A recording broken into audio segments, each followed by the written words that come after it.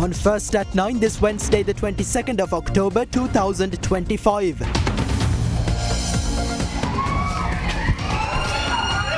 Daylight murder. Chairman of the Waligama Pradesh Sabha gunned down in broad daylight.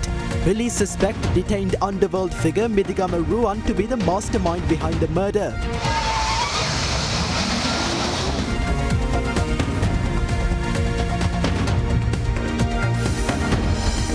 Unmasked. Public Security Minister reveals deceased Pradesh Sabha chairman's underworld ties. Proceeds of crime. Kehel Baddara Padme's illegal assets worth over 50 million rupees frozen by the CID. Relentless rains. Heavy rains batter the island. Over 10,000 people across 13 districts affected. 2 houses destroyed. More than 400 partially damaged.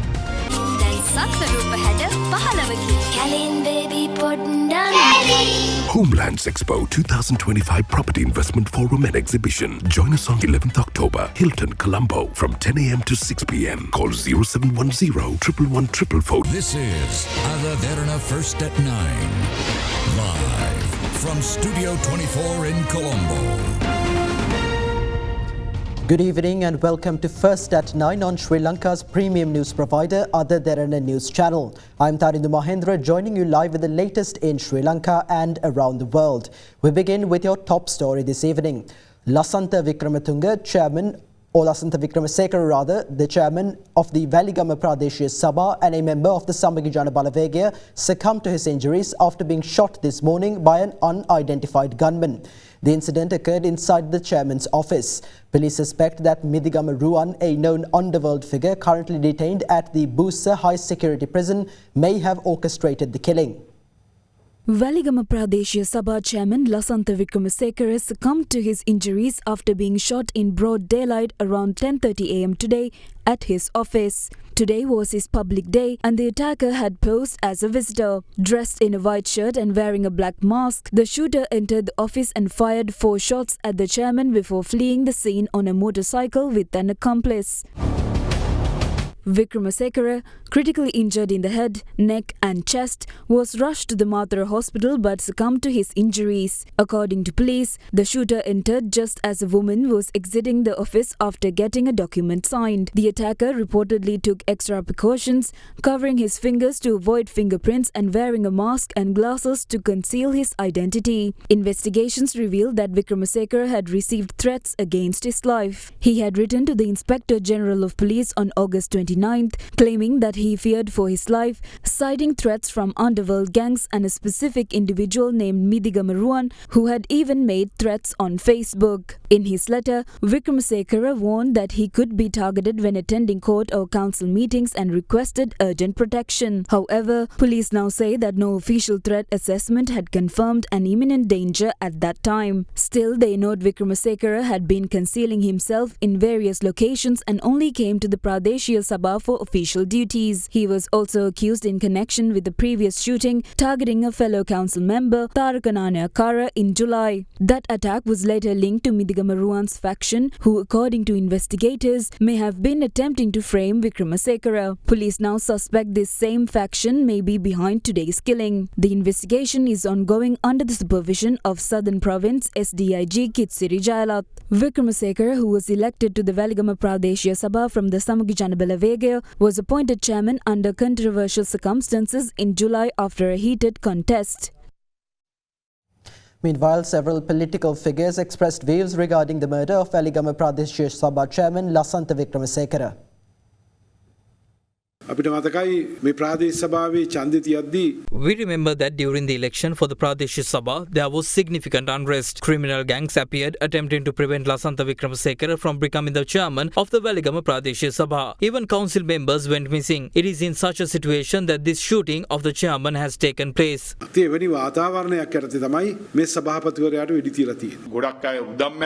Many boasted of the daily decrease in gun violence, as the government often claimed the public security was being ensured ensured. I also saw that the police had been instructed not to provide security to politicians or their officers and residences. In such a situation where these orders have been issued, if something like this can happen to a public representative, it raises serious concerns about the safety of ordinary citizens. සාමාන්‍ය පුරවැසියෙකුට තිබෙන ආරක්ෂාව පිළිබඳව ගැටලුවක් නිර්මාණය වෙලා තිබෙනවා. මේ ප්‍රාදේශ සභාවේ සභාපතිවරයා පත් කරන වෙලාවේ At the time of the appointment of the Pradesh Sabha chairman, how many attempts were made to disrupt the process? How many incidents of gun violence and fights took place? In the end, the chairman lost his life in a brutal act of gun violence. Who is behind this? Who provided the information that led to this attack? Is this the work of the underworld, or is it another business operation disguised as underworld activity? Otherwise, are these politically motivated killings? Serious attention must be paid to such situations. මේවා දේශපාලන ඝාතනද? මේවා පිළිබඳ අවධානය යොමු කරන්න ඕනේ. වැලිගම ප්‍රාදේශීය සභාවේ දේශපාලන ආශ්‍රිතව We witnessed some unrest at the Veligama Pradesh Sabha. At the time, we questioned the government about the incident. However, the government failed to provide a clear or specific explanation. එම නිශ්චිත පැහැදිලි කිරීමක් කරලා තිබෙන්නේ නැහැ. ඝාතනයට ලක්වෙන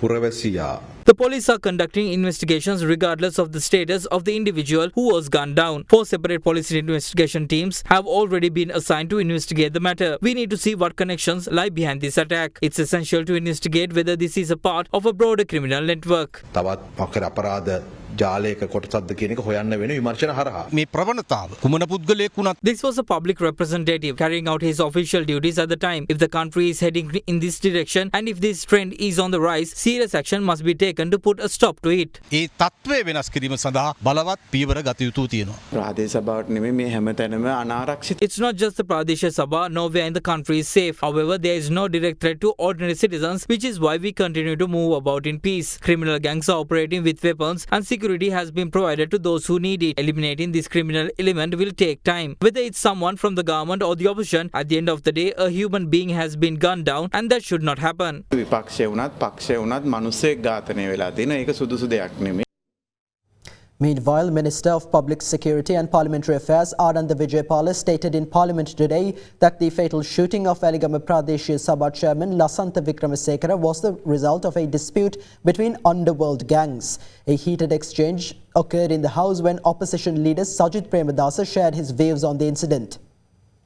A few moments ago, the chairman of the Veligama Pradesh Sabha, Lasantha Wickramasekara, was shot in his office on his public day. We have received a report that the chairman of the Veligama Pradesh Sabha has been shot. The police are currently conducting investigations. The Minister of Public Security will present the available information regarding this case to Parliament within a few hours. The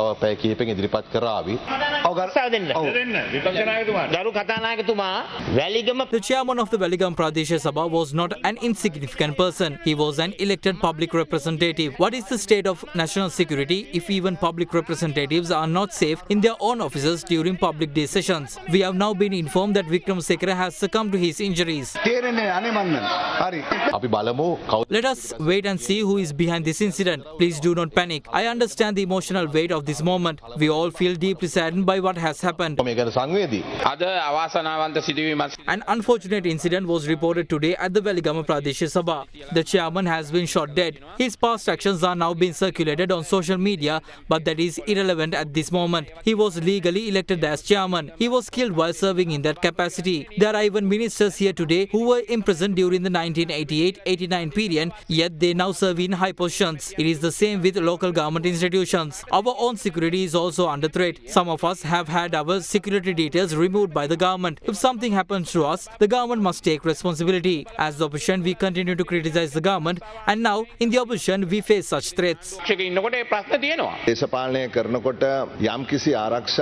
my opinion, all individuals involved in politics should be provided with adequate security. This applies not only to Pradesh Sabha members but also to MPs and ministers. This morning we learned that the Pradesh Sabha chairman had been killed, but who created the environment for these killers to emerge? It was many of those now sitting in the opposition who did so. They created and nurtured the very underworld forces that are now turning against them.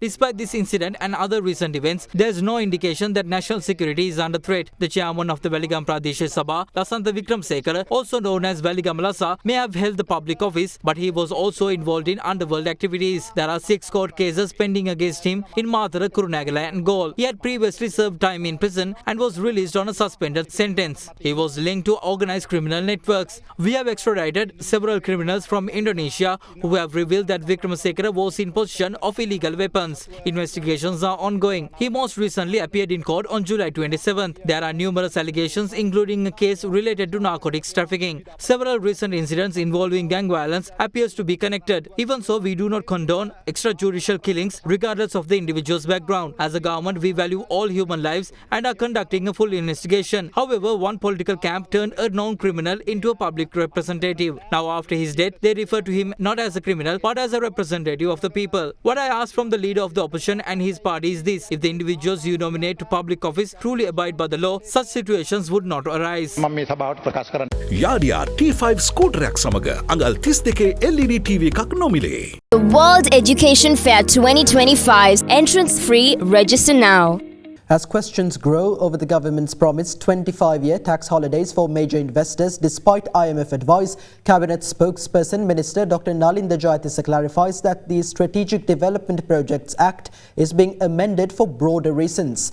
Joining the weekly Cabinet briefing, he stated that the amendment follows discussions held in recent months and is not aimed at a single issue. Meanwhile, also speaking at the briefing, the police spokesperson responded to the viral CCTV footage of the clash between a lawyer and a police officer at the Mount Lavinia court premises. At the Cabinet meeting held on July 7, 2025, the Cabinet of Ministers granted policy approval to amend the Strategic Development Projects Act No. 14 of 2008. The Attorney General's clearance has been obtained for the draft prepared by the Legal Draftsman's Department. The amendment will now be published in the Government Gazette and submitted to Parliament for approval.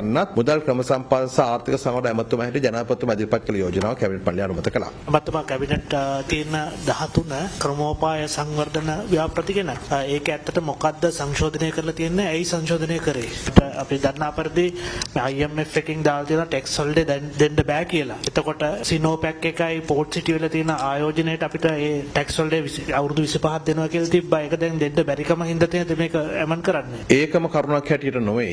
No, that is not the only reason. These amendments are being introduced following broader discussions about the act and its applicability. Yoshitha එක් කරුණක් ගැන ඉලක්ක කළ පමණක්ම නොවේ. Meanwhile, police spokesperson ASP F.U. Woodler commented on the ongoing investigations into the confrontation between a police officer and a lawyer at the Mount Lavinia court premises. මාධ්‍ය ප්‍රකාශතුමා අපි දැක්කා ගල්කිස්ස අධිකරණ භූමියේදී වෙච්ච පොලිසිය කොස්තාපල්වරයෙක් සහ නීතිඥවරයෙක් අතර ඇති වූ සිදුවීම. ඔය සම්බන්ධයෙන් සමාජ මාධ්‍යාලවල මේ වන විට මේ CCTV දර්ශනයක් ප්‍රචාරය වෙනවා. පොලිසියට ඒ CCTV දර්ශනය ප්‍රමාණවත් නැද්ද? මොකද ඔබතුමාලගේ පාර්ශවයෙන් කියනවා ඒක අපිට පැහැදිලි මදි. පැහැදිලි නැහැ කියලා. නමුත් යම් පැහැදිලිතාවයක් පේන්න තියෙනවා. ඇයි මොකද්ද තියෙන ප්‍රශ්නේ එතන? ගල්කිස්ස අධිකරණයේ මේ පිළිබඳව නඩු කටයුතු දෙකක්.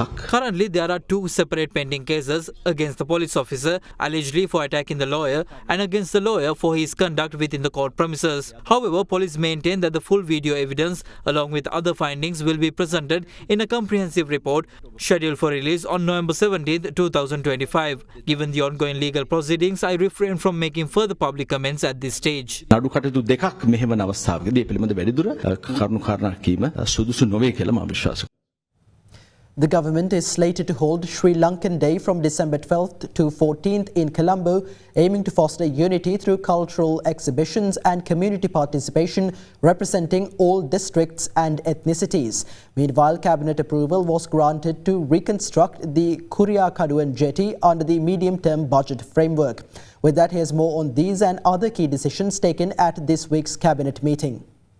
The Cabinet of Ministers approved the implementation of a national project to compile building codes for Sri Lanka. The decision follows a previous Cabinet decision on April 30, 2019 to establish national building codes addressing safety, quality and climate resilience with technical support from the World Bank and in alignment with IMF recommendations. Approval was granted to implement the National Multi-Sectoral Strategic Plan on Early Childhood Care and Development 2025 to 2029 to support all children in achieving their maximum potential. This plan, developed with stakeholder collaboration, operationalizes the national policy to deliver integrated services in health, education and protection with a focus on vulnerable and disadvantaged children. The Cabinet also approved the proposal to hold the National Sri Lankan Day program from December 12th to 14th, 2025 in Colombo. As proposed in the 2025 budget speech, the event aims to foster unity through cultural exhibitions, food fairs and community participation representing all districts and ethnicities.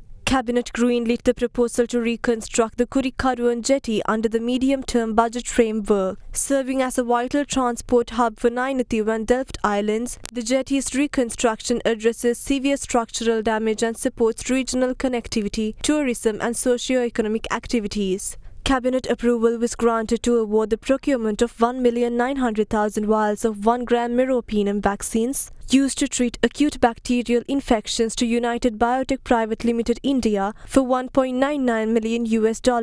The selection followed an international competitive bidding process. The Cabinet of Ministers greenlit the proposal to publish in the Government Gazette and present to Parliament the draft amendments to the Poisonous Opium and Dangerous Drugs Ordinance and the Judiciary Act. These amendments, cleared by the Attorney General, aim to criminalise deep-sea drug trafficking and grant jurisdiction over such offences to the High Court. The Cabinet approved the joint proposal to sign the United Nations Convention Against Cybercrimes. By joining the UNCC, Sri Lanka aims to enhance international cooperation, combat cybercrime, recover assets and strengthen technical and legal capabilities.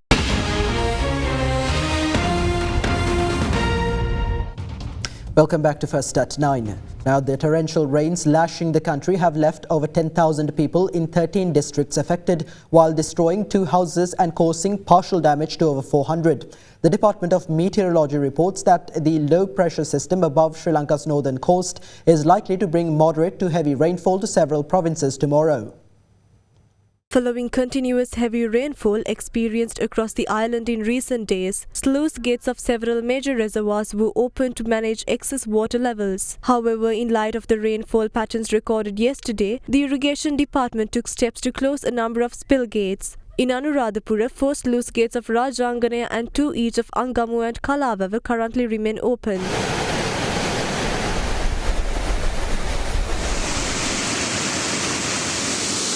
In addition, sluice gates of Daduroya in Kurunagala, Polgolla in Kandy, Ibbankatuwa in Matale, as well as Alikota in Monaragal and Kimbulwana Oya in Kurunagala have also been opened. Meanwhile, the Irrigation Department noted that although water levels in rivers Ging, Kalu and Kalani, along with Attanagalu Oya and Daduroya remain relatively high, there is currently no cause for concern. Owing to the persistent rainfall, landslides occurred at 10 points along the upcountry railway line between Kadigamu and Balana, affecting both sides of the track and disrupting railway operations over the past few days. Of the affected sites, restoration work has been completed in 8 locations while repairs continue at the remaining 2. Consequently, 5 train services, including the 2 night mail trains scheduled to operate on the upcountry line this afternoon, have been cancelled.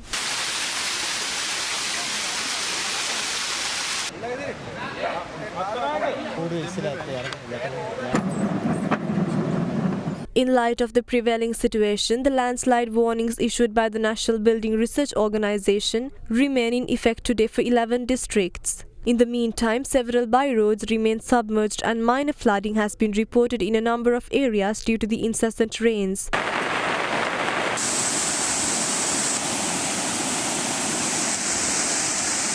Daily life continued to be disrupted today across several areas, including Colombo.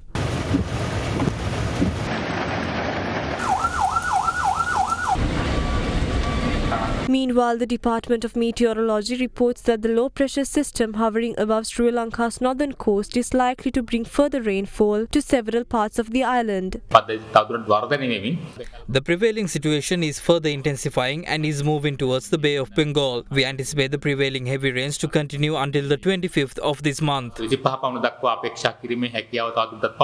Per the latest reports issued by the Disaster Management Centre, 10,617 individuals belonging to 2,625 families across 13 districts have been affected by the adverse weather. 2 houses have been completely destroyed while 402 sustained partial damage. 36 families been temporarily accommodated over the relative houses, and also one evacuation safe center being located in Colombo district in the Timbirigas area. 30 people been temporarily accommodated, and they have been provided all the relief materials and also cooked meals. At the weekly cabinet briefing today, cabinet spokesperson Minister Dr. Nalinda Jayatissa commented on public issues caused by the torrential rains. Colombo Galle වගේ නගරවල දකින්නේ ගම් වතුර තත්ත්වයක් නෙවෙයි වැහි වතුර තත්ත්වයක්. අවිධිමත් සංවර්ධනය තුල Certain state institutions have granted approval for construction of buildings under irregular or unauthorized conditions. It is these unlawful or improperly approved constructions that have largely contributed to the present situation. Completely resolving this issue will not be an immediate process. It will take some time to address and rectify. මේ ප්‍රශ්නය මුළුමනින්ම निराකරණය කරන්න බැරි වෙයි. ඒකට සැලකිතු කාලයක් ගත වෙනවා. Illegally acquired assets valued at around 50 million rupees allegedly belonging to notorious underworld figure Kehel Badara Padme have been frozen by the Criminal Investigation Department. Meanwhile, the mastermind illegally transporting wanted criminals to India via sea has been arrested by the Colombo Crime Division. The suspect admitted to receiving around 2 million rupees to facilitate Ishara Sewandi's illegal departure from the country. The Crime Investigation Department's Illegal Assets Investigation Division took steps to freeze properties valued at 50 million rupees belonging to Kehelpadara Padme. These include a 20-patch plot of land in Udugampola on which a hotel with cabana facilities stands. The property is estimated to be worth around 30 million rupees. In addition, investigators have also frozen a partially constructed 6-room building on the same premises valued at approximately 20 million rupees. Separately, the Colombo Crime Division arrested A.P. Anandan, the individual suspected of arranging the illegal transportation of Ishara Sewandi from Jaffna to India. The suspect was arrested during a raid in Ogodapola, Tiharia. The suspect has reportedly admitted to receiving around 2 million rupees to facilitate Sewandi's illegal departure from the country. Further investigations disclosed that Anandan had charged between 1 and 2 million rupees to smuggle wanted criminals to India by sea. He has reportedly stated that Sewandi travelled on a boat alongside 3 other youths and that a Sri Lankan known as Ceylon Bai residing in India received her upon arrival. Meanwhile, the Colombo Magistrates Court today ordered the CID's Financial Crimes Investigation Division to detain Indika Padmakumara, a close associate of underworld figure Lokupati, for 90 days for questioning. The suspect, identified as a former member of the Army Special Forces, was found in possession of a T-56 rifle, 63 rounds of live ammunition and 2 shotguns. Meanwhile, proceedings concerning the discovery of 2 containers carrying chemical precursors used in the production of crystal methamphetamine on a property in Middenia were recalled before the Walasmulla Magistrates Court today. P.L. Manamperi, who is currently under remand custody, was produced before the court remotely. After considering submissions, the magistrate ordered that the suspect be further remanded until the 29th of this month. The Consumer Affairs Authority has issued a new Gazette notification yesterday imposing maximum retail prices on several varieties of imported rice. In response, the United Rice Producers Association is urging the government to take parallel action by revising the maximum retail prices for locally produced rice. The association argues that just as the ceiling price on imported rice has been increased, similar adjustments should be made to support local farmers and ensure fair market competition.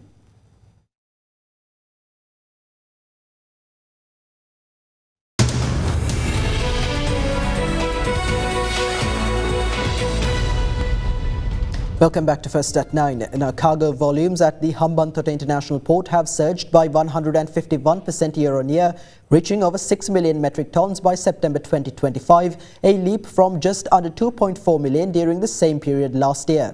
According to the port, despite challenges caused by the lifting of local vehicle import bans, which led to congestion and delays, port operations continued smoothly. Strategic measures including optimized yard allocation, increased manpower and expanded resources helped maintain vessel productivity without disruption. In 2024, the port invested $41 million in new cranes, boosting container handling capacity to 1 million TEUs annually. It also recorded strong gains in LPG throughput, bunkering and a 26% rise in vehicle transshipments. Officials say these upgrades signal HIP's emergence as a comprehensive multi-purpose maritime hub, aligning with Sri Lanka's broader goals in trade, energy and logistics.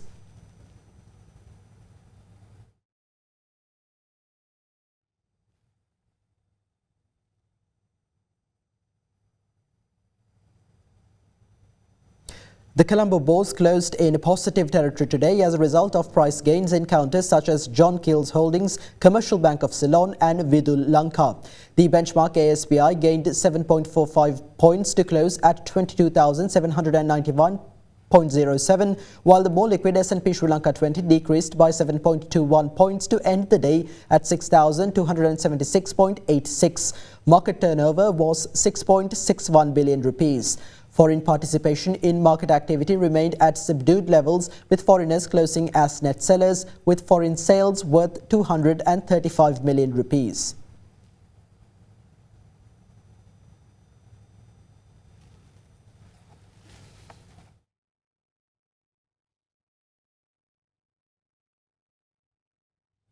Up next, we have Dinuka Dharmasena from Capital Alliance in our next segment, Economic Outlook.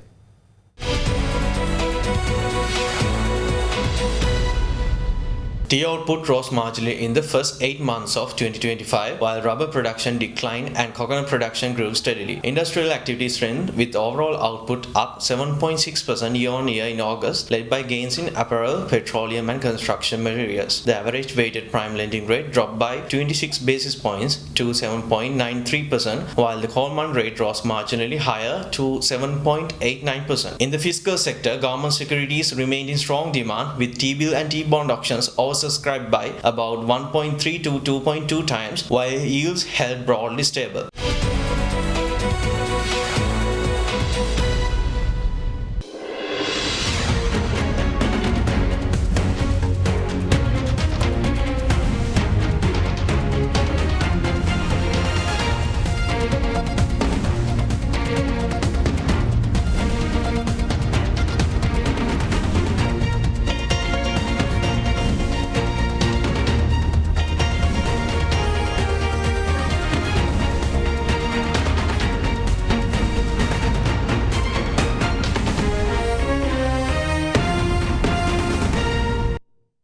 That's all for tonight from First at 9. Thank you for joining. Have a great night.